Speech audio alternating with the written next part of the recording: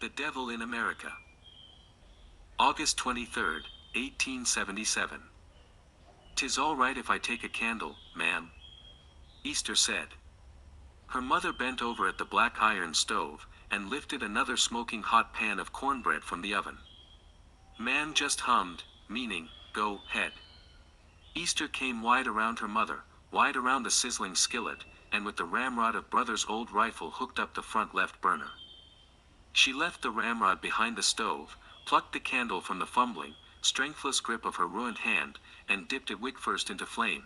Through the good glass window in the wall behind the stove, the night was dark. It was soot and shadows. Even the many-colored chilies and bright little pumpkins in Ma'am's back garden couldn't be made out.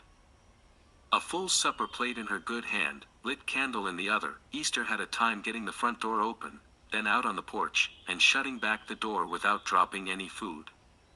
Then, anyhow, the swinging of the door made the candle flame dance fearfully low, just as wind gusted up too, so her light flickered way down, and went out. "Shoot!" Easter didn't say the curse word aloud. She mouthed it. "Light it back for me, angels," Easter whispered. "Please." The wick flared bright again. No moon, no stars, the night sky was clouded over. Easter hoped it wasn't trying to storm, with the church picnic tomorrow. She crossed the yard to the edge of the woods where Brother waited. A big old dog, he crouched down, leapt up, down and up again, barking excitedly, just as though he were some little puppy dog. "Well, hold your horses," Easter said. "I'm coming." She met him at the yard's end and dumped the full plate over, all her supper falling to the ground. Brother's head went right down, tail just a-wagging. "Careful, Brother," Easter said. "You watch them chicken bones." Then, hearing the crack of bones, she knelt and snatched ragged shards right out of the huge dog's mouth. Brother whined and licked her hand, and dropped his head right back to buttered mashed yams. Easter visited with him a while, telling her new secrets, her latest sins, and when he'd sniffed out the last morsels of supper, Brother listened to her with what anybody would have agreed was deep love, full attention. "Well, let me get on," she said at last, and sighed. "Got to check on the devil now." She'd left it till late, inside all evening with Ma'am, fixing their share of the big supper at church tomorrow. Brother whined when she stood up to leave. Up the yard to the henhouse. Easter unlatched the heavy door and looked them over, chickens, on floor and shelf, huddling quietly in thick straw, and all asleep except for Sadie. Eldest and biggest, that one turned just her head and looked over Easter's way. Only reflected candlelight, of course, but Sadie's beady eyes looked so ancient and so crafty, blazing like embers. Easter backed on out, latched the coop up securely again, and made the trip around the henhouse, stooping and stooping and stooping, to check for gaps in the boards. Weasel holes, fox doors. There weren't any. And the world would go on exactly as long as Easter kept up this nightly vigil. Ma'am stood on the porch when Easter came back up to the house. "I don't appreciate my good suppers thrown in the dirt. You hear me, girl?" Ma'am put a hand on Easter's back, guiding her indoors. That old cotton-picking dog could just as well take himself out to the deep woods and hunt. Ma'am took another tone altogether when she meant every word, and then she didn't stroke Easter's head, or gently brush her cheek with a knuckle. This was only complaining out of habit. Easter took only one tone with her mother. Meek. "Yes, ma'am," she said, and ducked her head in respect. Easter didn't think herself too womanish or grown to be slapped silly. "Help me get this up on the table," Ma'am said, the deepest bucket, and brimful of water and greens. Ma'am was big and strong enough to have lifted 10 such buckets. It was friendly, though, sharing the little jobs. At one side of the bucket, Easter bent over and worked her good hand under the bottom, the other just mostly ached now, the cut thickly scabbed over. She just sort of pressed it to the bucket side, in support. Easter and her mother set the bucket on the table. "Past time to see about the morning milk." Easter went back to the cellar and found the cream risen, though the tin felt a tad cool to her. The butter would come slow. "Pretty please, angels," she whispered. "Could you help me out a little bit?" They could. They did. The milk tin warmed ever so slightly. Just right. Easter dipped the cream out and carried the churn back to the kitchen. Man had no wrinkles except at the corners of the eyes. Her back was unbowed, her arms and legs still mighty. But she was old now, wasn't she? Well, nigh 60, and maybe past it. But still with that upright back, such quick hands.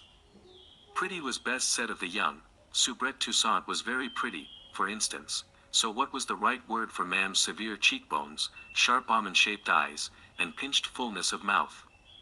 Working the churn, Easter felt the cream foam and then thicken, pudding-like. Any other such marriage, and you'd surely hear folks gossiping over the dead wrongness of it, the wife 20-some years older than a mighty good-looking husband. What in the world, I ask you, is that old lady doing with a handsome young man like that? But any two eyes could see the answer here. Not pretty as she must once have been, with that first husband, whoever he'd been, dead and buried back east. And not pretty as when she'd had those first babies, all gone now too. But age hadn't only taken from man, it had given too. Some rare gift, and so much of it that Pa had to be pick of the litter, kindest, most handsome man in the world, just to stack up. Easter poured off the buttermilk into a jar for Pa, who liked that especially. Man might be a challenge to love sometimes, but respect came easy. I told him, Easter. Ma'am wiped forefinger and thumb down each dandelion leaf, cleaning off grit and bugs, and then lay it aside in a basket. Same as I told you. Don't mess with it. Didn't I say, girl? Yes, ma'am. Easter scooped the clumps of butter into the bowl. Ma'am spun shouting from her work. That's right, I did. And I pray to God you listen, too. That fool out there didn't, but good Lord knows I get on my knees and pray every night you got some little bit of sense in your head. Because, Easter, I ain't got no more children, you my last one. Man turned back and gripped the edge of the table. Ma'am wanted no comfort, no acknowledgement of her pain at such moments, just let her be. Easter huddled in her chair, paddling the salt evenly through the butter, working all the water out. She worked with far more focus than the job truly needed. Then, above the night's frog croak and bug chatter, they heard Brother bark in front of the house, and heard Pa speak, his very voice. Wife and daughter both gave a happy little jump, looking together at the door in anticipation. Pa'd been 3 days over in Greenville selling the cigars. Ma'am snapped her fingers. Get the jug out the cellar, she said. You know just getting in your pa wants him a little tot of cider. Them white folks. As if ma'am wouldn't have a whole big mug her own self. Yes, ma'am. Easter fetched out the jug. Pa opened the door, crossed the kitchen, touching Easter's head in passing, he smelt of wood smoke, and came to stand behind ma'am. His hands cupped her breasts through her apron, her dress, and he kissed the back of her neck. She gasped aloud. Wilbur. The baby. That's what they still called Easter, the baby. Nobody had noticed she'd gotten tall, 12 years old now. Pa whispered secrets in Ma'am's ear. He was a father who loved his daughter, but he was a husband first and foremost. I'm a terrible thirsty man, Pa had said once, and your mama is my only cool glass of water in this world. Ma'am turned and embraced him. I know it, sweetheart, she said. I know. Easter covered up the butter. She took over washing the greens while her parents whispered, intent only on each other. Matched for height, and Ma'am a little on the stout side, Pa on the slim, so they were about the same thickness too. The perfect fit of them made Easter feel a sharp pang, mostly happiness. Just where you could hear, Pa said, and you know it ain't no coloreds round here but us living in Rose Tree. Wrapped in blankets up in the loft, right over their bed. Of course she heard things at night, on Sundays usually, when nobody was so tired. An effortful noise from Pa, as if he were laboring some big rock heave by heave over to the edge of the tobacco field, and then before the quiet, sounding sort of worried, as if Pa were afraid Mam might accidentally touch the blazing hot iron of the fired-up stove, Pa would say, "Hazel." So then Miss and claimed she seen some nigger run off from there, and next thing she knew, fire. Just everywhere. About the whole west side of Greenville, looked to me, burnt down. Oh yeah, and in the morning here come Miss and's husband talking about, know what else, y'all? That nigger my wife seen last night, matter fact, he violated her. Well, darling, here's what I want to know. Mam would kind of sigh throughout, and from one point on keep saying, not loud, like that. However much their bed creaked, Mam and Pa were pretty quiet when Easter was home. Probably they weren't, though, these nights when Pa came back from Greenville. That was why they sent her over the Toussaints. Where this violated come from all of a sudden. So last night Miss and said she maybe might have seen some nigger run off, and this morning that nigger jumped her sure enough. And then it wasn't just the one nigger no more. No. It was 2 or 3 of them, maybe about 5. 10 niggers, at least. Now Lord knows I ain't no lawyer, baby, I ain't, but it seemed to me a fishy story done changed up even fishier. Mam and Pa took so much comfort in each other, and just plain liked each other. Easter was glad to see it. But she was old enough to wonder, a little worried and a little sad, who was ever going to love her in the way Mam and Pa loved each other. What you still doing here? Mam looked up suddenly from her embrace. Girl, you should have been gone to Soubrette's. Go. And take your best dress and good Sunday shoes too. Tell Mrs. Toussaint I'll see her early out front of the church tomorrow. You hear me, Easter? Yes, ma'am, she said. And with shoes and neatly folded clothes, Easter hurried out into the dark wide-open night, the racket of crickets. On the shadowed track through the woods, she called to Brother but he wouldn't come out of the trees, though Easter could hear him pacing her through the underbrush. Always out there in the dark. Brother wanted to keep watch whenever Easter went out at night, but he got shy sometimes too. Lonesome and blue. And this whole thing started over there, in old Africa land, where in olden days a certain kind of big yellow dog, you know the kind I'm talking about, used to run around. Now those dogs ain't nowhere in the world, except for. Anyway, the prince of the dogs was a sorcerer, about the biggest and best there was in the world. One day he says to himself, let me get up off 4 feet for a while, and walk around on just 2, so I can see what all these folk called people are doing over in that town. So the prince quit being his doggy self and got right up walking like anybody. While the prince was coming over to the people's town, he saw a pretty young girl washing clothes at the river. Now if he'd still been his doggy self, the prince probably would have just ate that girl up, but since he was a man now, the prince seen right off what a pretty young thing she was. So he walks over and says, hey, gal. You want to lay down right here by the river in the soft grass with me? Well, and anybody would. The girl felt some kind of way, a strange man come talking to her so fresh all of a sudden. The girl says, man, don't you see my hair braided up all nice like a married lady?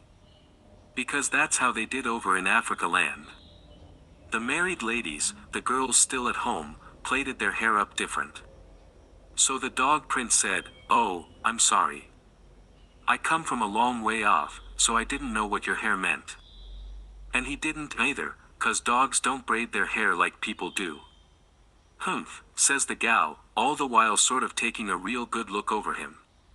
As a matter of fact, the dog prince made a mighty fine-looking young man, and the girl's mama and papa had married her off to just about the oldest, most dried-up, and granddaddy-looking fellow you ever saw.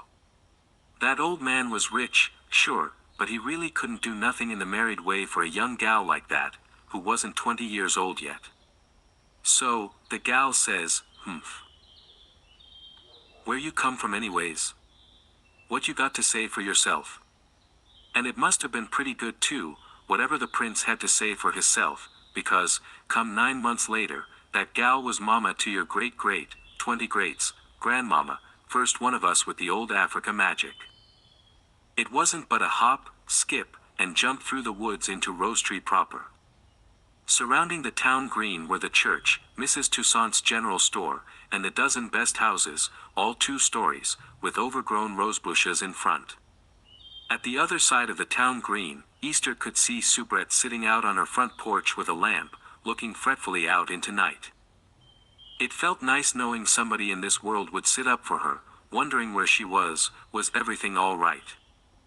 In her wretched accent, Easter called, "J'arrive," from the middle of the green. Soubrette leapt up. "Easter?" She peered into the blind dark. "I can't see a thing." "Where are you, Easter?" Curious that she could see so well, cutting across the grass toward the general store. Easter had told the angels not to without her asking, told them many times, but still she often found herself seeing with cat's eyes, hearing with dog's ears, when the angels took a notion. The problem being, folks noticed if you were all the time seeing and hearing what you shouldn't. But maybe there was no need to go blaming the angels. With no lamp or candle, your eyes naturally opened up something amazing, while lights could leave you stone blind out past your bright spot. They screamed, embraced, laughed. Anybody would have said 3 years, not days, since they'd last seen each other. "Ah, viens ici, toy," said Soubrette, gently taking Easter's ruined hand to lead her indoors. Knees drawn up on the bed, Easter hugged her legs tightly. She set her face and bit her lip, but tears came anyway. They always did. Soubrette sighed and closed the book in her lap. Very softly Easter murmured, "I like Rebecca most." "Yes." Soubrette abruptly leaned forward and tapped Easter's shin. "Rowena is nice too, she is, but I don't even care about old Ivanhoe. It just isn't fair about poor Rebecca. He didn't deserve either one of them," Easter said, forgetting her tears in the pleasure of agreement. "That part when Ivanhoe up and changed his mind all of a sudden about Rebecca, do you remember that part? An inferior race. No, I didn't care for him after that." "Oh yes, Easter, I remember." Soubrette flipped the book open and paged back through it. At first he sees Rebecca's so beautiful, and he likes her, but then all his niceness is exchanged at once for a manner cold, composed, and collected, and fraught with no deeper feeling than that which expressed a grateful sense of courtesy received from an unexpected quarter, and from one of an inferior race. "Ivanhoe's just hateful." Soubrette lay a hand on Easter's foot. "Rowena and Rebecca would have been better off without him." Soubrette touched you when she made her points, and she made them in the most hot-blooded way. Easter enjoyed such certainty and fire, but it made her feel bashful too. "You ain't taking it too far, Soubrette?" she asked softly. "Who would they love without Ivanhoe? It wouldn't be nobody to, well, kiss." It made something happen in the room, that word kiss. Did the warm night heat up hotter, and the air buzz almost like yellow jackets in a log? 1 and 1 made 2, so right there you'd seem to have a sufficiency for a kiss, with no lack of anything, anyone. From head to toe Easter knew right where she was, lightly sweating in a thin summer shift on this August night, and she knew right where Soubrette was too, so close that. "Girls." Mrs. Toussaint bumped the door open with her hip. "The iron's good and hot on the stove now, so." Easter and Soubrette gave an awful start. Ivanhoe fell to the floor. "Why don't you come downstairs with your dresses?" Mrs. Toussaint's words trailed away. She glanced back and forth between the girls while the hot thing still sizzled in the air, delicious and wrong. Whatever it was seemed entirely perceptible to Mrs. Toussaint. She said to her daughter, "Chérie, j'espère que tu te comportes bien. Tu es une femme de quatorze ans maintenant. Ton ami n'a que 10 ans, elle est une toute jeune fille." She spoke these musical words softly and with mildness, nevertheless they struck Soubrette like a slap. The girl cast her gaze down, eyes shining with abrupt tears. High yellow, Soubrette's cheeks and neck darkened with rosy duskiness. Je me comporte toujours bien, maman, she whispered, her lips trembling as if about to weep. Mrs. Toussaint paused a moment longer, and said, well, fetch down your dresses, girls. Bedtime soon. She went out, closing the door behind her. The tears did spill over now. Easter leaned forward suddenly, kissed Soubrette's cheek, and said, Je deux ans. Soubrette giggled. She wiped her eyes. Much later, Easter sat up, looking around. Brother had barked, growling savagely, and woken her up. But seeing Soubrette asleep beside her, Easter knew that couldn't be so. And no strange sounds came to her ears from the night outside, only wind in the leaves, a whippoorwill. Brother never came into the middle of town anyway, not ever. The lamp Mrs. Toussaint had left burning in the hallway lit the gap under the bedroom door with orange glow. Easter's fast heart slowed as she watched her friend breathing easily. Soubrette never snored, never tossed and turned, never slept with her mouth gaping open. Black on the white pillow, her long hair spilled loose and curly. Angels? Easter whispered.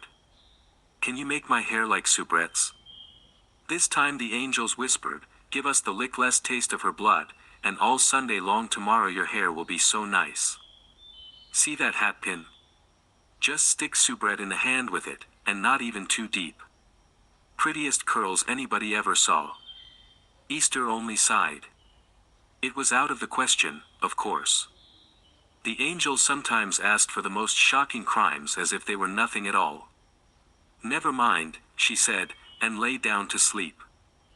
While true that such profoundly sustaining traditions, hidden under the guise of the imposed religion, managed to survive centuries of slavery and subjugation, we should not therefore suppose that ancient African beliefs suffered no sea changes. Of course they did. The devil in Africa had been capricious, a trickster, and if cruel, only insomuch as bored young children, moral and at loose ends, may be cruel, seeking merely to provoke an interesting event at any cost, to cause some disruption of the tedious status quo. For the devil in America, however, malice itself was the end, and temptation a means only to destroy.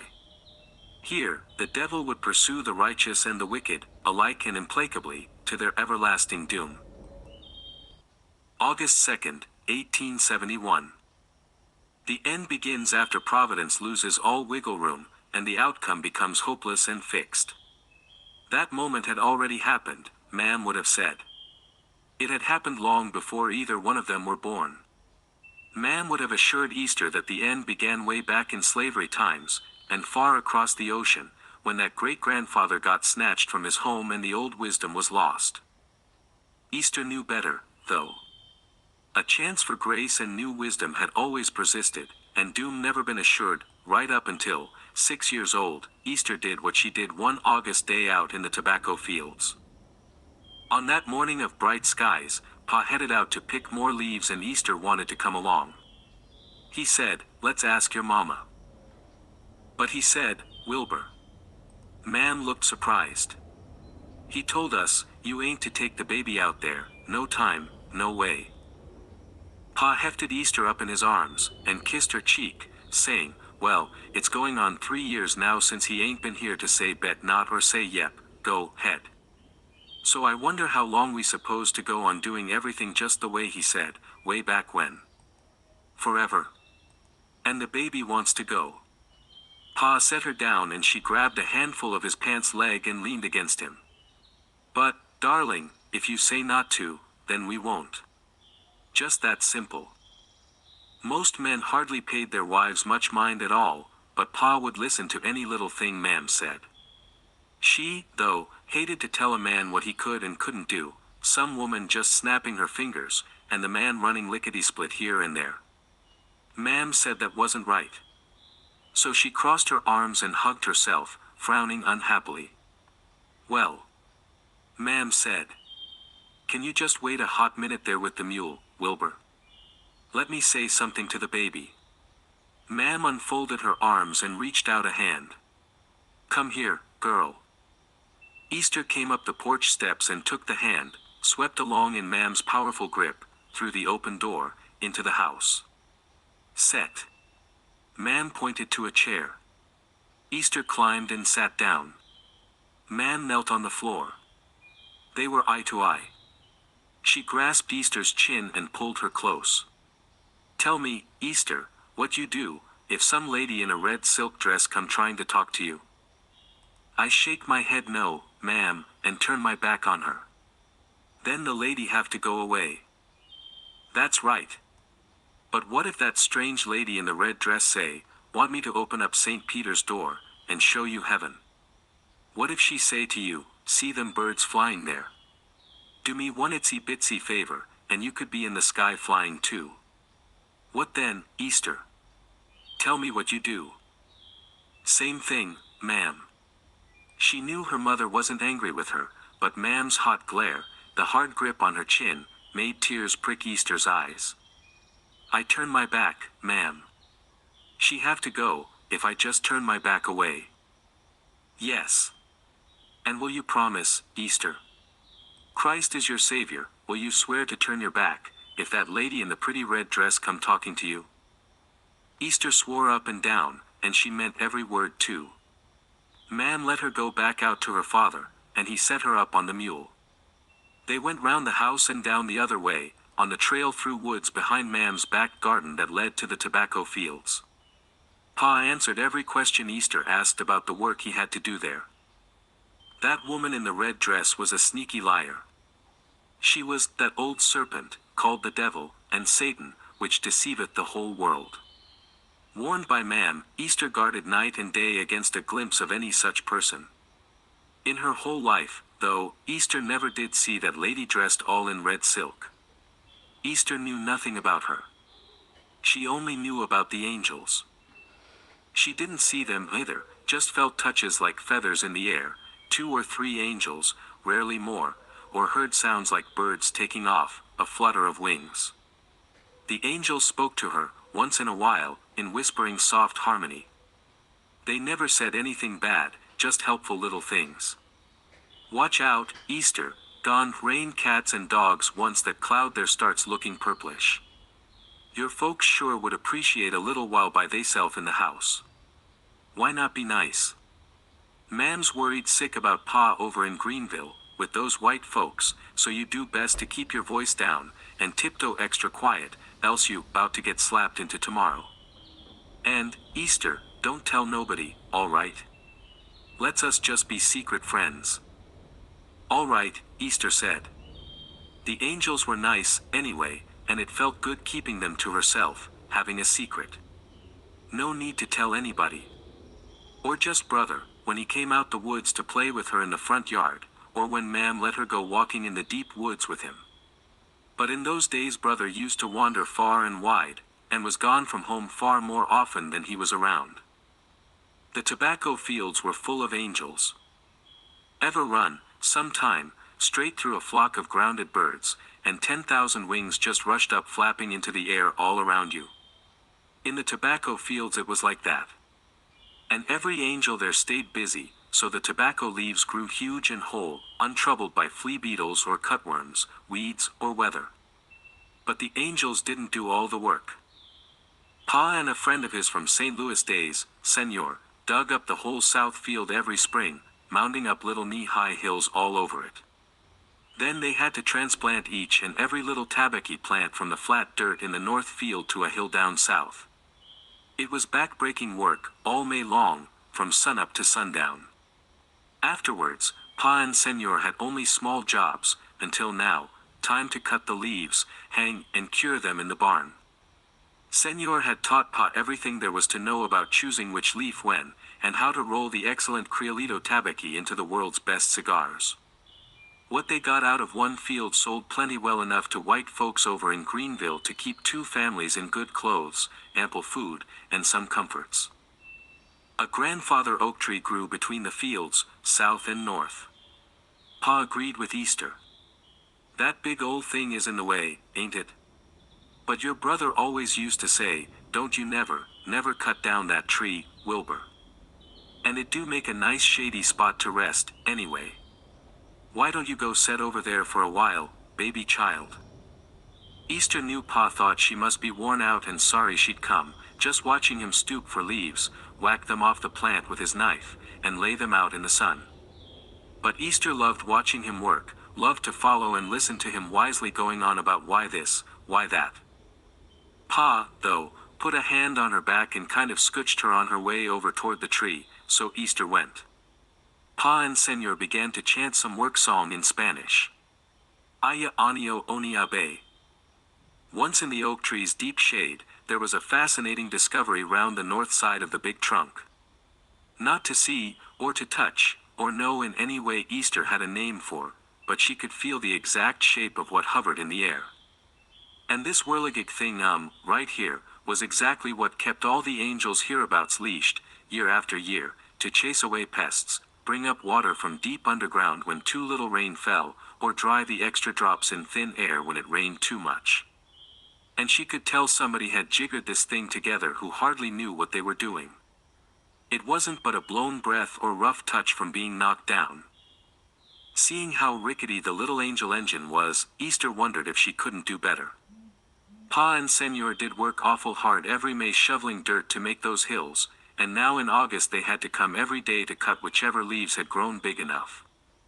Seemed like the angels could just do everything. "You all right over there, baby girl?" Pa called.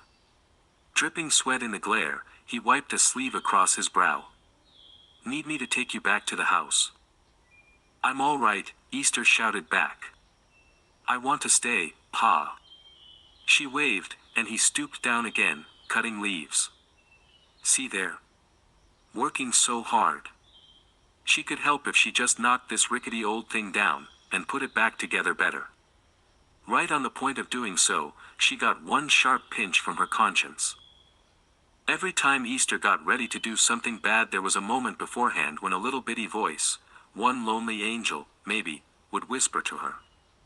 "Ah, Easter. You know good and well you shouldn't." Nearly always she listened to this voice. After today and much too late, she always would. But sometimes you just do bad, anyhow. Easter picked a scab off her knee and one fat drop welled from the pale tender scar underneath. She dabbed a finger in it, and touched the bloody tip to the ground. The angel engine fell to pieces. Screaming and wild, the angels scattered every which way. Easter called and begged, but she could no more get the angels back in order than she could have grabbed hold of a mighty river's gush. And the tobacco field. Ice frosted the ground, the leaves, the plants, and then melted under sun beating down hotter than summer's worst. The blazing blue sky went cloudy and dark, and boiling low clouds spat frozen pellets, some so big they drew blood and raised knots. Millions of little noises, little motions, each by itself too small to see or hear, clumped into one thick sound like God's two hands rubbing together, and just as gusts of wind stroked the green forest top, making the leaves of the trees all flip and tremble, there was a unified rippling from one end of the tobacco field to the other. Not caused by hands, though, nor by the wind, by busy worms, a billion hungry worms. Grayish, from maggots' eyes to stubby snakes, these worms ate the tobacco leaves with savage appetite. While the worms feasted, dusty cloud after dusty cloud of moths fluttered up from the disappearing leaves, all hail-torn and frost-blackened, half and then wholly eaten. In the twinkling of an eye, the lush north field was stripped bare. Nothing was left but naked leaf veins poking spinally from upright woody stems, not a shred of green leaf anywhere. But 1 year's crop was nothing to the angels' hunger. They were owed much more for so many years' hard labor. Amidst the starving angels, Pa and Senor stood dazed in the sudden wasteland of their tobacco field. All the sweet living blood of either this man or the other would just about top off the angel's thirsty cup. Easter screamed. She called for some help to come, any help at all. And help did come. A second of time split in half and someone came walking up the break. Like the way you and Soubrette work on all that book learning together. Same as that. You gotta know your letters, gotta know your numbers, for some things, or you just can't rightly take part. Say, for instance, you had some rich colored man, and say this fellow was very rich indeed. But let's say he didn't know his numbers at all. Couldn't even count his own fingers up to 5. Now, he ain't a bad man, Easter, and he ain't stupid either, really. It's just that nobody ever taught numbering to him. So, one day this rich man takes a notion to head over to the bank, and put his money into markets and bonds, and what have you. Now let me ask you, Easter. What you think happened to this colored man's big old stack of money, once he walks up in that white man's bank, and gets to talking with the grinning fellow behind the counter? You tell me. I want to hear what you say. Ma'am. The white man's gonna see that colored man can't count, ma'am, and cheat him out of all his money. That's right, he is, Easter. And I promise you it ain't no other outcome. Walk up in that bank just as rich as you please, but you walk out with no shoes, and owing the shirt on your back. Old Africa magic's the same way, but worse, Easter, 'cause it ain't money we got, me and you, all my babies had, and my own mama, and the grandfather they brung over on the slave ship. It's life. It's life and death, not money. Not play stuff. But, listen here, we don't know our numbers no more, Easter. See what I'm saying? That old-time wisdom from over there, what we used to know in the Africa land, is all gone now. And, Easter, you just can't walk up into the spirit's bank not knowing your numbers. You rich girl. You got gold in your pockets, and I know it's burning a hole. I know 'cause it burnt me, it burnt your brother. But I pray you listen to me, baby child, when I say, you walk up in that bank, they take a whole lot more than just your money. Nothing moved. Pa and Senor stood frozen, the angels hovering just before the pounce. Birds in the sky hung there, mid-wing beat, and even a blade of grass in the breath of the wind leaned motionless, without shivering. Nothing moved. Or just one thing did, a man some long way off, come walking this way toward Easter. He was miles off, or much farther than that, but every step of his approach crossed a strange distance. He bestrode the stillness of the world and stood before her in no time. In the kindest voice, he said, "You need some help, baby child." Trembling, Easter nodded her head. He sat right down. "Let us just sit here for a while, then," the man patted the ground beside him, "and make us a deal." He was a white man tanned reddish from too much sun, or he could have had something in him maybe, been mixed up with colored or Indian. Hair would have told the story, but that hid under the gray kepi of a Johnny Reb. He wore that whole uniform, in fact, a filthy kerchief of old Dixie tied around his neck. Easter sat. "Can you help my pa and Senor, mister? The angel's about to eat 'em up." "Oh, don't you worry none about that," the man cried, warmly reassuring. "I can help you, Easter, I most certainly can. But," he turned up a long forefinger, in gentle warning, "not for free." Easter opened her mouth. "O.T." The man interrupted, waving the finger. "Easter, Easter, Easter." He shook his head sadly. "Now why you wanna hurt my feelings and say you ain't got no money? Girl, you know I don't want no trifling little money. You know just what I want." Easter closed her mouth. He wanted blood. He wanted life. And not a little drop or two, either, or the life of some chicken, mule, or cow. She glanced at the field of hovering angels. They were owed the precious life of one man, woman, or child. How much would he want to stop them? The man held up 2 fingers. "That's all.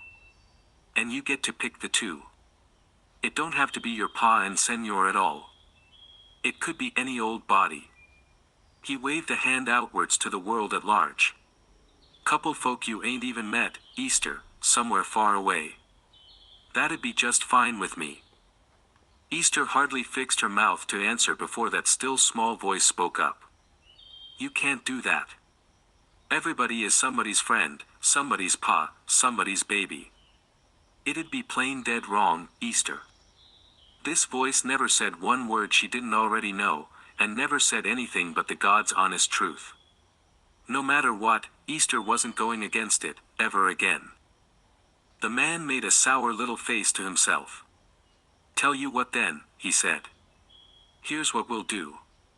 Right now, today, I'll call off the angels, how about that? And then you can pay me what you owe by and by." "Do you know what the word currency means, Easter?" Easter shook her head. "It means the way you pay. Now, the amount, which is the worth of 2 lives, stays exactly the same. But you don't have to pay in blood, in life, if you just change the currency, see? There's a lot you don't know right now, Easter, but with some time, you might could learn something useful. So let me help out Senor and your pa today, and then me and you, will settle up later on after while. Now when you want to do the settling up." Mostly, Easter had understood the word later, a sweet word. She really wouldn't have minded some advice concerning the rest of what he'd said, but the little voice inside couldn't tell her things she didn't already know. Easter was 6 years old, and double that would make 12. Surely that was an eternal postponement, near about. So far away it could hardly be expected to arrive. "When I'm 12, Easter said, feeling tricky and sly. "All right," the man said. He nodded once, sharply, as folks do when the deal is hard but fair. "Let's shake on it." Though she was just a little girl, and the man all grown up, they shook hands. And the angels mellowed in the field, becoming like those she'd always known, mild and toothless, needing permission even to sweep a dusty floor, much less eat a man alive. "I'll be going now, Easter."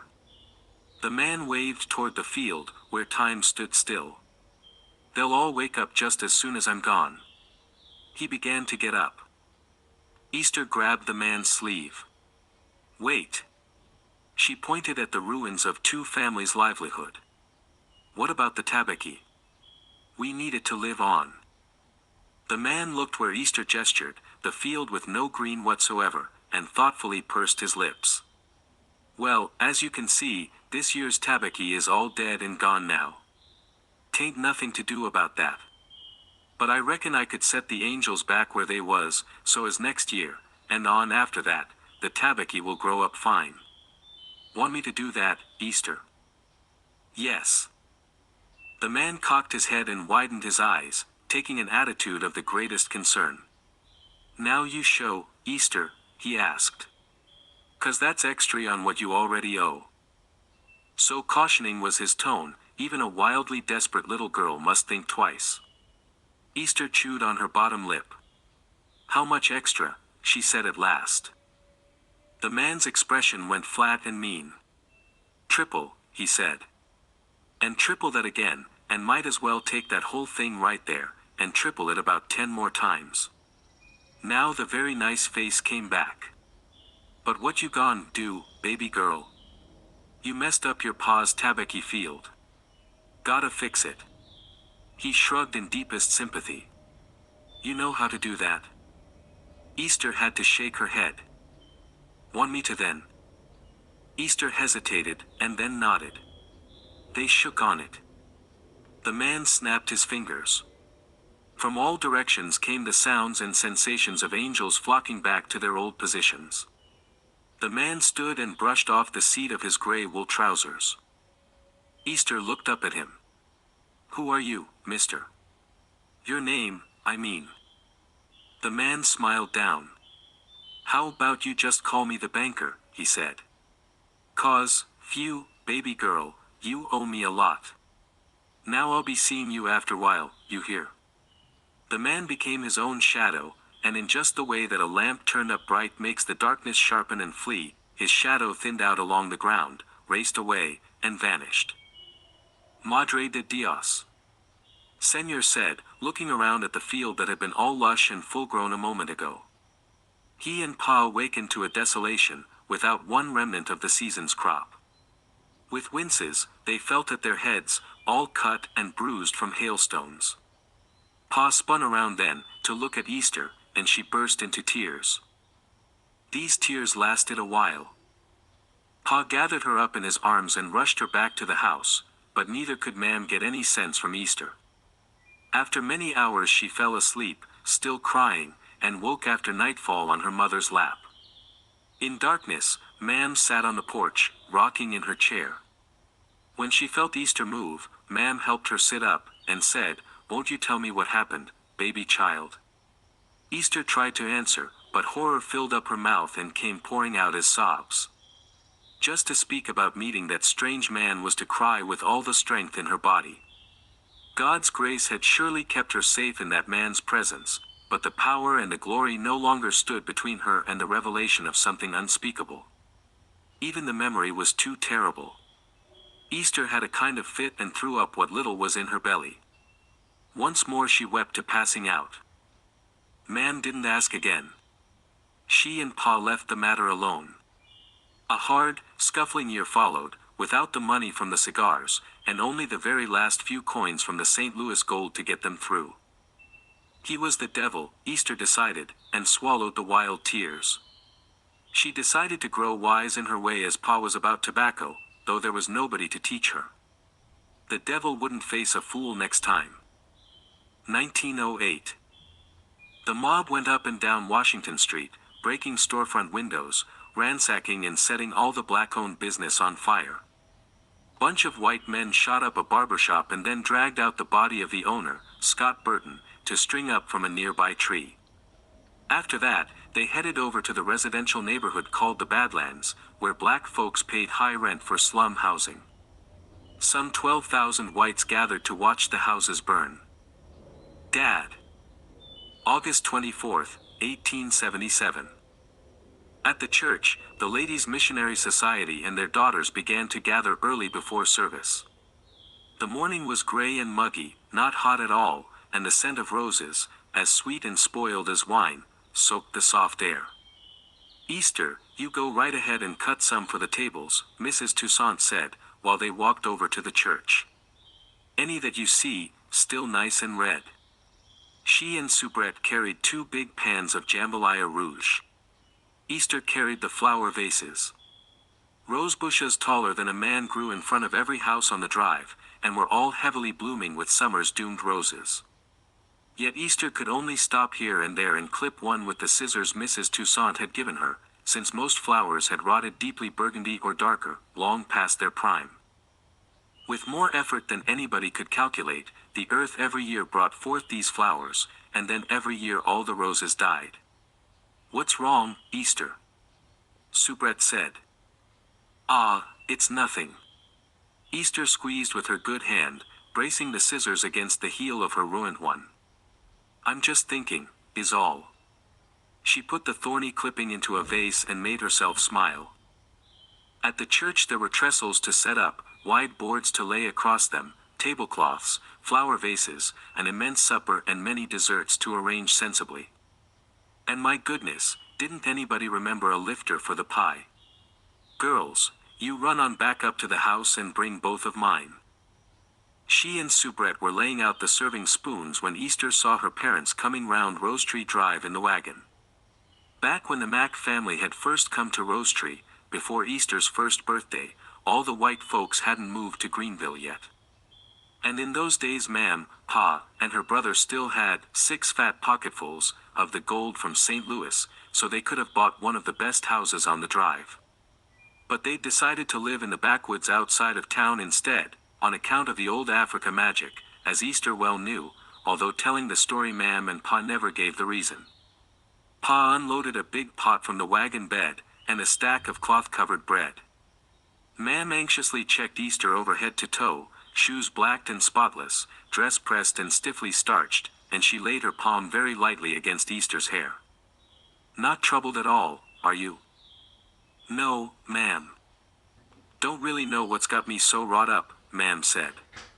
"I just felt like I needed to get my eyes on you, see you. But don't you look nice?" The worry left Ma'am's face. "And I declare, Octavia can do better by that head than your own mama."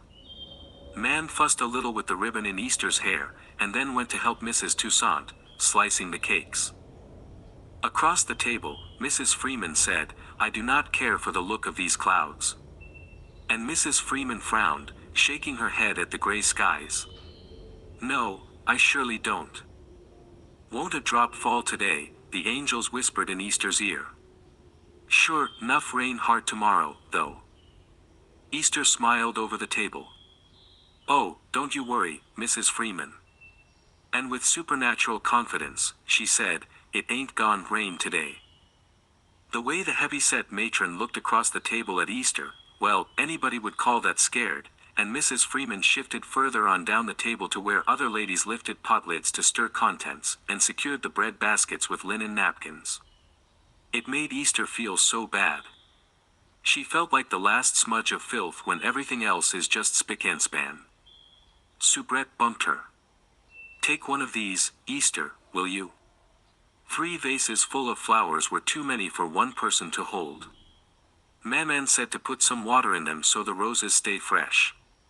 Together they went round the side of the church to the well.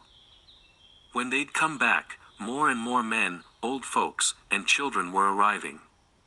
The missionary ladies argued among themselves over who must miss service, and stay outside to watch over supper and shoo flies and what have you. Mrs. Turner said that she would, just to hush up the rest of you. Then somebody caught sight of the visiting preacher, wandering Bishop Fitzgerald James, come down the steps of the mayor's house with his cane. 1863. So that riot started off in protest of the draft, but it soon became a murder spree, with white men killing every black man, woman, or child who crossed their path. They burned down churches, businesses, the homes of abolitionists, and anywhere else black people were known to congregate, work, or live, even the colored orphan asylum, for example, which was in Midtown back then. Altogether, at least 100 people were killed by whites. And there's plenty more of these stories over the years, plenty more. Maybe you ought to consider Rosetree. That there's a story like you wouldn't believe. Dad. Eyes closed, sitting in the big fancy chair, wandering Bishop Fitzgerald James seemed to sleep while Pastor Daniels welcomed him and led the church to say amen. So skinny, so old, he looked barely there. But his suit was very fine indeed, and when the wandering bishop got up to preach, his voice was huge. He began in measured tones, though soon he was calling on the church in a musical chant, one hard breath out, punctuating each 4-beat line. At last the wandering bishop sang, his baritone rich and beautiful, and his sermon, this one, a capstone experience of Easter's life. Men danced, women lifted up their hands and wept. Young girls cried out as loudly as their parents. When the plate came around, Pa put in a whole silver dollar, and then Ma'am nudged him, so he added another. After the benediction, Ma'am and Pa joined the excited crowd going up front to shake hands with the visiting preacher. They'd known wandering Bishop Fitzgerald James back before the war, when he sometimes came to Heavenly Home and preached for the coloreds, always a highlight. A white-haired mulatto, the wandering bishop moved with that insect-like stiffness peculiar to scrawny old men. Easter saw that his suit's plush lapels were velvet, his thin silk necktie cherry red. Oh, I remember you, sure do. Such a pretty gal. Old Marster McDougal always used to say, now, Fitzy, you ain't to touch a hair on the head of that one, hear me, boy. The wandering bishop wheezed and cackled. Then he peered around, as if for small children running underfoot. But where them little yeller babies at, he said. Had you a whole mess of them, as I recall? Joy wrung from her face until Ma'am had only the weight of cares, and politeness, left. A lovely sermon, she murmured. Good day to you, Bishop. Pa's forearm came up under her trembling hand and Ma'am leaned on him. Easter followed her parents away, and they joined the spill of the congregation out onto the town green for supper. Pa had said that Easter just had a way with some onions, smoked hock and beans, and would she please fix up a big pot for him. Hearing Pa say so had felt very fine, and Easter had answered, yes, sir, I sure will.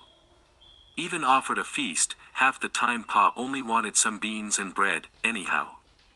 He put nothing else on his plate this Sunday too. The clouds had stayed up high, behaving themselves, and in fact the creamy white overcast, cool and not too bright, was more comfortable than a raw blue sky would have been. Men had gotten the green all spruced up nice, the animals pent away, all the patties and whatnot cleaned up. They'd also finally gotten around to chopping down the old lightning split, half-rotten crabapple tree in the middle of the green. A big axe still stuck upright from the pale and naked stump. Close by there, Soubrette, Mrs. Toussaint, and her longtime gentleman friend, Senor Tomas, had spread a couple blankets. They waved and called, "Hey, Max," heavy plates of food in their laps. Easter followed Mam and Pa across the crowded green. Pa made nice Frenchy noises at Miss and Mrs. Toussaint, and then took off lickety-split with Senor, gabbling in Spanish. Mam sat down next to Mrs. Toussaint and they leaned together, speaking softly. "What did you think of the wandering bishop?" Easter asked Soubrette. "Did you care for the sermon?" "Well." Soubrette dabbed a fingerful of biscuit in some gravy pooled on Easter's plate. "He had a beautiful way of preaching, sure enough." Soubrette looked right and left at the nearby grown-ups, then glanced meaningfully at Easter, who leaned in close enough for whispers. Senor, the Max, and the Toussaints always sat on the same pew at church, had dinner back and forth at one another's houses, and generally just hung together as thick as thieves. Scandal clung to them both, one family set to work roots and who knew what all kind of devilment. And the other family, well, back east Mrs. Toussaint had done some kind of work in La Nouvelle Orleans, and Easter knew only that rumor of it made the good church ladies purse their lips, take their husbands' elbows, and hustle the men right along, no lingering near Mrs. Toussaint. These were the times Easter felt the missing spot in the Mac family worst. There was no one to ask, "What's a hussycat?" The question, she felt, would hurt Soubrette, earn a slap from Mam, and make Pa say, shocked, "Ah, Easter, what you asking that for? Let it alone." His disappointment was always somehow worse than a slap. Brother, she knew, would have just told her. The youngest Crombie boy, William, came walking by slowly, carrying his grandmother's plate while she clutched his shoulder. The old lady shrieked. "Have mercy," cried old Mrs. Crombie. "The sweet blessed Jesus." She let go of her grandson's shoulder, to flap a hand in the air. "Ain't nothing but a witch over here. I ain't smelt devilry this bad since slavery days, at that root-working Bob a louse dirty cabin. Them old Africa demons just nasty in the air." "Who is it?" Old Mrs. Crombie peered around with cloudy blue eyes as if a witch's wickedness could be seen even by the sightless. "Somebody right here been chatting with old Crookfoot, and I know it like I know my own name." "Who?" Easter about peed herself, she was that scared. Rude and bossy, as she'd never spoken to the angels before, she whispered, "Y'all get," and the 4 or 5 hovering scattered away. Mam heard that whisper, though, and looked sharply at Easter. "Who there, Willie?" Old Mrs. Crombie asked her grandson. "Is it them Dadbun Max?" "Yes'm," said the boy. "But, Granny, don't you want your supper?" "Hush up." Old Mrs. Crombie blindly pointed a finger at the Max and Toussaints, catching Easter dead in its sights. "All Saturday long these Macs want to dance with the devil, and then come set up in the Lord's house on Sunday. Well, no. Might got the rest of you around here too scared to speak up, but me, I'ma go ahead say it. Be vigilant, says the book. For your adversary walks about like a roaring lion. The king of Babylon. The father of lies." And what were they supposed to do? Knock an old lady down in front of everybody? Get up and run in their Sunday clothes, saying excuse me, all the way to edge of the green, with the whole world sitting there watching? Better just to stay put, and hope like a sudden hard downpour this would all be over soon, no harm done. Mam grabbed Willie down beside her, said something to him, and sent the boy scurrying off for reinforcements. And Mr. Lightbright, with the red beard and spots on his face, always smirking, "Oh, I know just what that one was up to. Think folk around here don't know about St. Louis? Everybody know. The devil walked abroad in St. Louis. And that bushwhacked Confederate gold, we all know just how you got it. Them devil hain't tabaccy fields too, growing all out a season, like this some doggone Virginia. This ain't no Virginia out here. Well, where he been at, all these last years? Reaped the whirlwind is what I'm guessing. Got himself strict down by the Lord, huh? Bet he did. Preacherly and loud, old Mrs. Crombie had the families within earshot anything but indifferent to her testimony. But no matter the eyes, the ears, and all the grown folk, Easter didn't care to hear any evil said of brother. She had to speak up. "Ma'am, my brother was good and kind. He was the last one to do anybody wrong." "And here come the daughter now," shouted old Mrs. Crombie. "Her brother blinded my eyes when I prayed the Holy Ghost against them. Well, let's see what this one gon' do. Strike me dumb. Ain't no matter, till then, I'ma be steady testifying. I'ma keep on telling the Lord's truth. Hallelujah." At last the son showed up. "Mama." Mr. Crombie took firm hold of his mother's arm. "You just come along now, Mama. Will you let hungry folk eat their dinner in peace?" He shot them a look, very sorry and all run ragged. Ma'am pursed her lips in sympathy and waved a hand. "It's all right. Don't worry none about us," Pa said. "Just see to your ma." He spoke in his voice for hurt animals and children. "Charleston." Old Mrs. Crombie said timidly, "The fire and brimstone all gone." "That you?" "Oh, Mama. Charlie been dead. White folk hung him back in Richmond, remember? This Nathaniel." Old Mrs. Crombie grunted as if taking a punch, denied the best child in favor of this least and unwanted. "Oh," she said, "Nathaniel. Now y'all know she old." Mr. Crombie raised his voice for the benefit of all those thereabouts. "Don't go setting too much store by every little thing some old lady just half in her right mind wanna say." Old Mrs. Crombie, muttering, let herself be led away. Ma'am stood up, and smiled around at Pa, Mrs. Toussaint, Senor, Soubrette. "Everybody excuse us, please. Me and Easter need to go have us a chat up at the church." "No, Wilbur, that's all right." She waved Pa back down. "It ain't nothing but a little lady business me and the baby need to see to, alone." When one Mac spoke with head tilted just so, kind of staring at the other one, carefully saying each word, whatever else was being said it really meant old Africa magic. Pa sat down. "And don't y'all wait, you hear? We might be a little while talking. Girl." Ma'am held out a hand. Hand in hand, Ma'am led Easter across the crowded green, across the rutted dirt of the drive, and up the church steps. "Baby child," Ma'am said. When Easter looked up from her feet, Ma'am's eyes weren't angry at all but sad.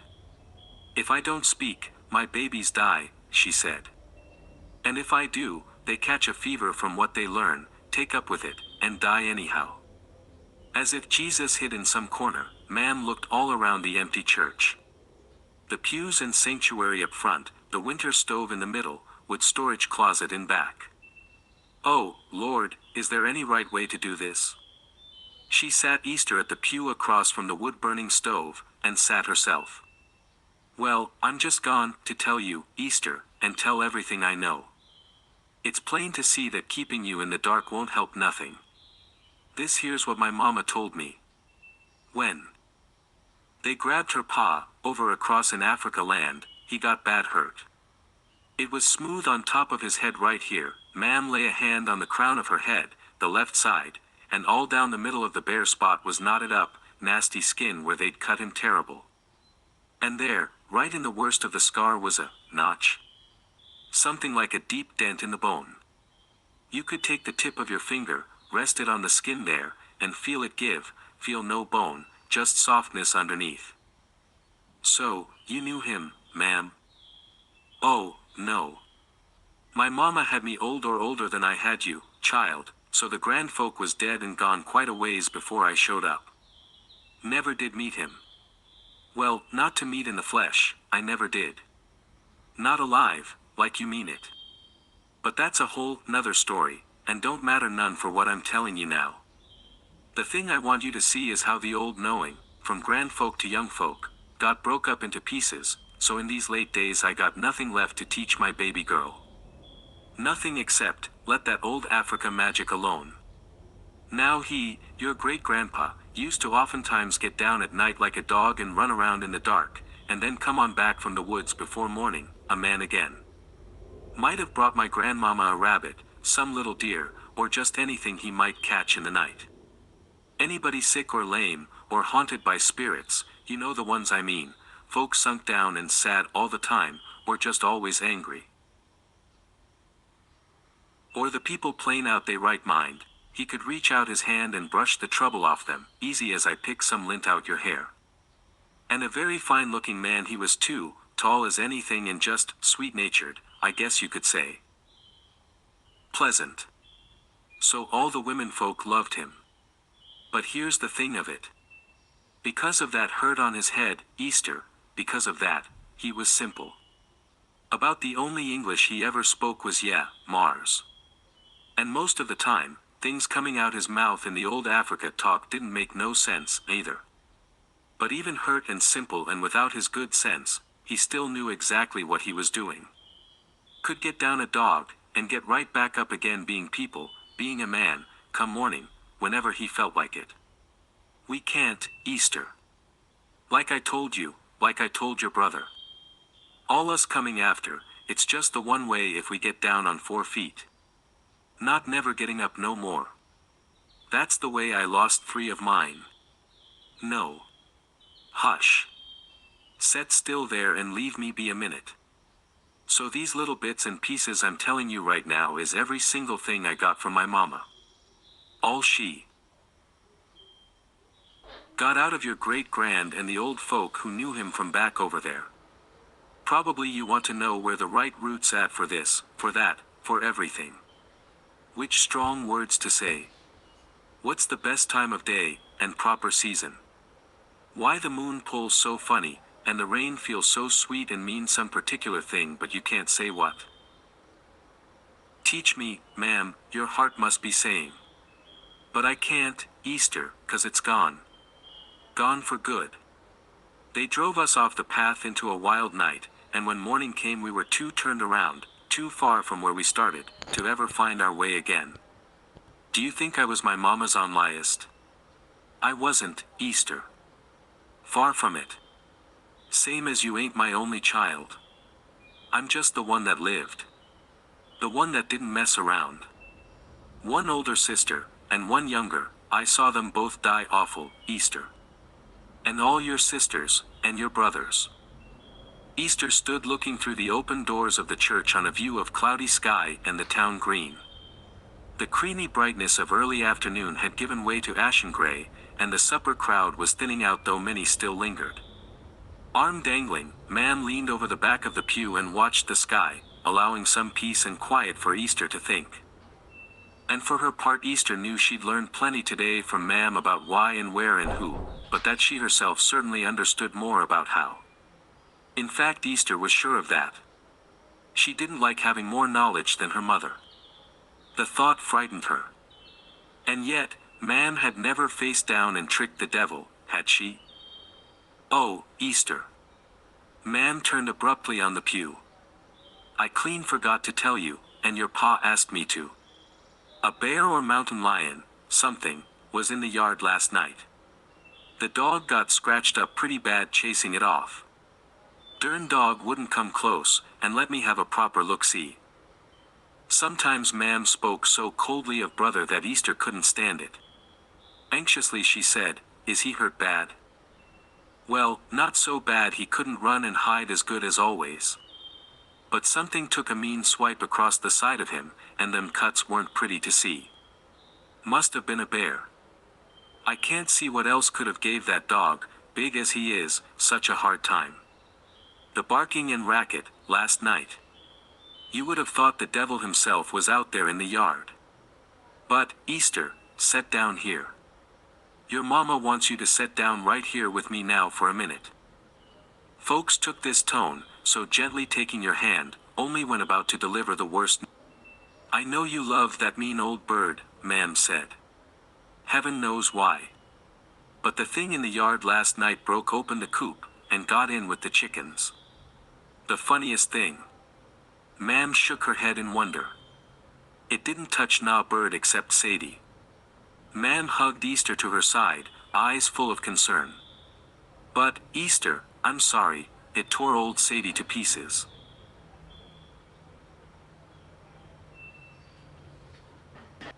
Easter broke free of Ma'am's grasp, stood up, blind for one instant of panic. Then she sat down again, feeling nothing. She felt only tired. You done told me this, that, and the other thing. Easter hung her head sleepily, speaking in a dull voice. But why didn't you never say the one thing I really wanted to know? And what's that, baby child? Easter looked up, smiled, and said in a brand new voice, who slept on the pull-out cot. Her mother hunched over as if socked in the belly. What? Ma'am whispered. What did you just ask me? Easter moved over on the pew close enough to lay a kiss in her mother's cheek or lips. This smile tasted richer than cake, and this confidence, just as rich. Was it Brother Freddie slept on the pull-out cot, Hazel May? Was it him? Easter said, and brushed Ma'am's cheek with gentle fingertips. Or was it you? Or was it sometimes him, and sometimes you? At that touch, Ma'am had reared back so violently she'd lost her seat, fallen to the floor into the narrow gap between pews. Feeling almighty, Easter leaned over her mother struggling dazed on the ground, wedged in narrow space. Oh. Easter whistled in nasty speculation. Now here's what I really want to know. Was it ever nobody on that pull-out cot, Hazel May? Just nobody at all. Ma'am ignored her. She was reaching a hand down into the bosom of her dress, rooting around as if for a hidden dollar bill. Easter extended middle and forefingers. She made a circle with thumb and index of the other hand, and then vigorously thrust the hoop up and down the upright fingers. 2 peckers and 1 cunt, Hazel May, did that ever happen? As soon as she saw the strands of old beads, though, yellow-brownish as ancient teeth, which Ma'am pulled up out of her dress, lifted off her neck, the wonderful sureness, this wonderful strength, left Easter. She'd have turned and fled in fact, but could hardly manage to scoot away on the pew, so feeble and stiff and cold her body felt. She spat out hot malice while she could, shouting. 1, 2, 3, 4. Easter staggered up from the end of the pew as Ma'am gained her feet. And we even tricked that clever Freddie of yours, too. Thinking he was so smart. Won't never do you any good swearing off the old Africa magic, Hazel May. 'Cause just you watch, we gon' get this last one too. All of yours. Ma'am slung the looped beads around Easter's neck, and falling to her knees she vomited up a vast supper with wrenching violence. When Easter opened her tightly clenched eyes, through blurry tears she saw, shiny and black in the middle of puddling pink mess, a snake thick as her own arm, much longer. She shrieked in terror, kicking backwards on the ground. Faster than anybody could run, the monstrous snake shot off down the aisle between the pews, and out into the gray brightness past the open church doors. Easter looked up and saw Ma'am standing just a few steps away. Her mother seemed more shaken than Easter had ever seen her. "Ma'am," she said. "I'm scared." "What's wrong?" "I don't feel good." "What's this?" Easter began to lift off the strange beads looped so heavily round her neck. At once Ma'am knelt on the ground beside her. "You just leave those right where they at," she said. "Your great-grand brought these over with him. Don't you never take 'em off. Not even to wash up." Ma'am scooped hands under Easter's arms, helping her up to sit at the end of a pew. "Just wait here a minute. Let me go fill the wash bucket with water for this mess. You think on what all you got to tell me." Ma'am went out and came back. With a wet rag, she got down on her knees by the reeking puddle. "Well, go on, girl. Tell me. All this about Sadie. It's something do with the old Africa magic, ain't it?" The last angel supped at Easter's hand, half cut off, and then lit away. Finally the blood began to gush forth and she swooned, **. Weird, son. Definitely some disturbing writing in this section. But overarching theme equals a people bereft, no. Dispossessed even of cultural patrimony. Might consider then how to represent this in the narrative structure. Maybe just omit how Easter learns to trick the devil into the chicken. Deny the reader that knowledge as Easter's been denied so much. If you do, leave a paragraph, or even just a sentence, literalizing the fragments of history. Terrible title, by the way, reconsider. Dad. People presently dwelling in the path of hurricanes, those who lack the recourse of flight, hunker behind fortified windows and hope that this one too shall pass them lightly over. So, for centuries, were the options of the blacks vis-a-vis white rage. Either flee, or pray that the worst might strike elsewhere. Once roused, such terror and rapine as whites could wreak would not otherwise be checked. But of course those living in the storm zones know that the big one always does hit sooner or later. And much worse for the blacks of that era, one bad element or many bad influences, the devil, as it were, might attract to an individual, a family, or even an entire town, the landfall of a veritable hurricane. August 24, 1877. There came to the ears of mother and daughter a great noise from out on the green, the people calling one to another in surprise, and then with many horses' hoofs and crack upon crack of rifles, the thunder spoke, surely as the thunder had spoken before at Gettysburg or Shiloh.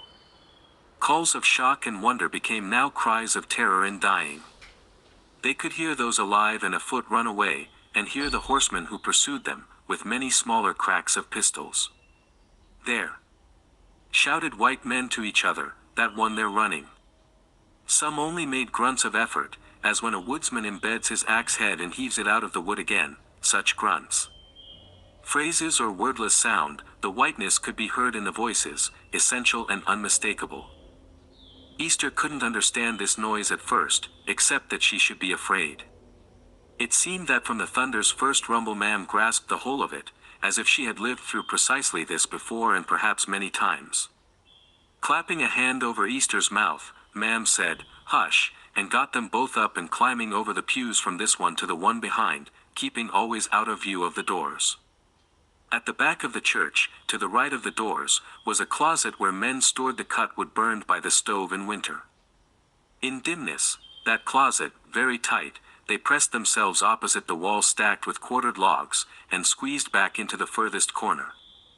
There, with speed and strength, ma'am unstacked wood, palmed the top of Easter's head, and pressed her down to crouching in the dusty dark. Ma'am put the wood back again until Easter herself didn't know where she was. "You don't move. From here," ma'am said. "Don't come at nobody's call but mine." Easter was beyond thought by then, weeping silently since ma'am had hissed, "Shut your mouth," and shaken her once hard. Easter nudged aside a log and clutched at the hem of her mother's skirt, but ma'am pulled free and left her. From the first shot, not a single moment followed free of wails of desperation, or the shriller screams of those shot and bayonet. Footfalls, outside, some child running past the church, crying with terror. Easter heard a white man shout, "There go one," and heard horses' hooves in heavy pursuit down the dirt of the drive. She learned the noises peculiar to a horseman running down a child. Foreshortened last scream, pop of bones, pulped flesh, laughter from on high. To hear something clearly enough, if it was bad enough, was the same as seeing. Easter bit at her own arm as if that could blunt vision and hearing. "Hey there, baby child," whispered a familiar voice. "Won't you come out from there? I got something real nice for you just outside." No longer the voice of the kindly spoken Johnny Reb, this was a serpentine lisp, and yet she knew them for one and the same and the devil. "Yeah, come on out, Easter. Come see what all special I got for you." Jump up flailing, run away screaming, Easter could think of nothing else, and the last strands of her tolerance and good sense began to fray and snap. That voice went on whispering and Easter choked on sobs, biting at her forearm. Some girl screamed nearby. It could have been any girl in Rosetree, screaming, but the whisperer snickered, "Soubrette. I got her." Easter lunged up, and striking aside logs, she fought her way senselessly with scraped knuckles and stubbed toes from the closet, on out of the church into gray daylight. If when the show has come and gone, not only paper refuse and cast-off food but the whole happy crowd, shot dead, remained behind and littered the grass, then Rosetree's Green looked like some fairground, the day after. Through the bushes next door to the church Easter saw Mr. Henry, woken tardily from a nap, thump with his cane out onto the porch, and from the far side of the house a white man walking shot him dead. Making not even a moan, old Mr. Henry toppled over and his walking stick rolled to porch's edge and off into Rose's. About 8 o'clock on the drive, flames had engulfed the general store so it seemed a giant face of fire, the upstairs windows 2 dark eyes, and downstairs someone ran out of the flaming mouth. That shadow in the brightness had been Mrs. Toussaint, so slim and short in just such skirts, withering now under a fiery scourge that leapt around her, then up from her when she fell down burning. The Toussaints kept no animals in the lot beside the general store, and it was all grown up with tall grass and wildflowers over there. Up from those weeds, a noise of hellish suffering poured from the ground, where some young woman lay unseen and screamed while one white man with dropped pants and white out stood a foot in the weeds and laughed, and some other, unseen on the ground, grunted piggishly in between shouted curses. People lay everywhere bloodied and fallen, so many dead, but Easter saw her father somehow alive out on the town green, right in the midst of the bodies just kneeling there in the grass, his head cocked to one side, chin down, as if puzzling over some problem. She ran to him calling, "Pa, pa, pa," but up close she saw a red dribble down his face from the forehead where there was a deep ugly hole. Though they were sad and open his eyes slept no they were dead. To cry hard enough knocks a body down, and harder still needs both hands flat to the earth to get the grief out. In the waist-high corn, horses took off galloping at the near end of the park's field. At the far end Mrs. Park ran with the baby Gideon Park, Jr. in her arms and the little girl Agnes following behind, head hardly above corn, shouting "Wait mama wait," going as fast as her legs could, but just a little girl, about 4 maybe 5. Wholeheartedly wishing they'd make it to the backwood trees all right, Easter could see as plain as day those white men on horses would catch them first. So strenuous were her prayers for Mrs. Park and Agnes, she had to hush up weeping. Then a couple white men caught sight of Easter out on the green, just kneeling there, some strange survivor amidst such thorough and careful murder. With red bayonets, they trotted out on the grass toward her. Easter stood up meaning to say, or even beginning to, polite words about how the white men should leave Rosetree now, about the awful mistake they'd made. But the skinnier man got out in front of the other, running.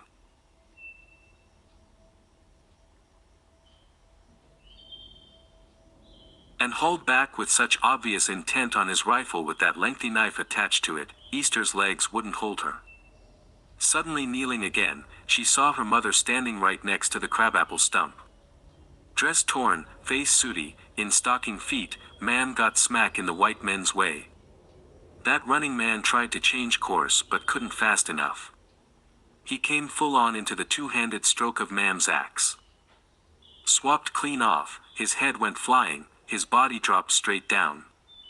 The other one got a hand to his belt and scrabbled for a pistol while Mam stepped up and hauled back to come round for his head too. Which one first, then, pistol or axe? He got the gun out and up and shot. Missed, though, even that close, his hand useless as a drunk's, he was so scared. The axe knocked his chest in and him off his feet. Mam stomped the body twice getting her axe back out. With one hand she plucked Easter up off the ground to her feet. "Run, girl." They ran. They should have gone straight into the woods, but their feet took them onto the familiar trail. Just in the trees' shadows, a big white man looked up grinning from a child small and dead on the ground. He must have caught some flash or glimpse of swinging wet iron because that white man's grin fell off. He loosed an ear-splitting screech, before Mam chopped that face and scream in half. "Raleigh?" Out of sight in the trees, some other white man called. "You all right over there, Raleigh?" The fallen man, head in halves like the first red slice into a melon, made no answer. Nor was Mam's axe wedging out of his spine soon enough. Other white men took up the call of that name, and there was crash and movement in the trees. Mam and Easter ran off the trail the other way. The wrong way again. They should have forgotten house and home and kept on forever into wilderness. Though probably it didn't matter anymore at that point. The others found the body, axe stuck in it, and cared not at all for the sight of a dead white man, or what had killed him. Mam and Easter thrashed past branches, crackled and snapped over twigs, and behind them in the tangled brush shouts of pursuit kept on doubling. What sounded like 4 men clearly had to be at least 8, and then just 8 couldn't half account for such noise. Some men a horse, some with dogs. Pistols and rifles firing blind. They burst into the yard and ran up to the house. Mam slammed the bar onto the door. For a moment, they hunched over trying only to get air enough for life, and then Mam went to the wall and snatched off Brother's old Springfield from the war. Where the dern cartridges at, and the caps, the doggone ramrod. Curses and questions, both were plain on Mam's face as she looked round the house abruptly disordered and strange by the knock-knock of death at the door. White men were already in the yard. The glass fell out of the back window and shattered all over the iron stove. Brother, up on his back legs, barked in the open window, his forepaws on the windowsill. Go on, Easter. Mam let the rifle fall to the floor. Never mind what I said before. Just go on with your brother now. I'm paying your way. Easter was too afraid to say or do or think, and Brother at the back window was just barking and barking. She was too scared. In her meanest voice, Mam said, "Take off that dress, Easter Sunday Mac." Sobbing breathlessly, Easter could only obey. All of it, Easter, take it off. And throw them old nasty beads on the floor. Easter did that too, Brother barking madly. Mam said, now. Rifles stuttered thunderously and the dark wood door of the house lit up, splintering full of holes of daylight. In front of it Mam shuddered awfully and hot blood speckled Easter's naked body even where she stood across the room. Mam sighed one time, got down gently, and stretched out on the floor. White men stomped onto the porch. Easter fell, caught herself on her hands, and the bad one went out under her so she smacked down flat on the floor. But effortlessly she bounded up and through the window. Brother was right there when Easter landed badly again. He kept himself to her swift limp as they tore away neck and neck through Mam's back garden and on into the woods, asterisk. Asterisk stop here, with the escape. Or no, I don't know. I wish there were some kind of way to offer the reader the epilogue, and yet warn them off too. I know it couldn't be otherwise, but it's just so grim. Dad. Epilogue. They were back. Right out there sniffing in the bushes where the rabbits were. 2 great big old dogs. About to shout for her husband, Anna Beth remembered he was lying down in the back with one of his headaches. So she took down the Whitworth and loaded it herself. Of course she knew how to fire a rifle, but back in the war between the states they'd hand-picked Michael Thomas to train the sharpshooters of his brigade, and then given him one of the original Southern Crosses, too, for so many Yankees killed. Teary-eyed and squinting from his headaches, he still never missed what he meant to hit. Anna Beth crept back to the bedroom and opened the door a crack. You wake, she whispered. Michael Thomas.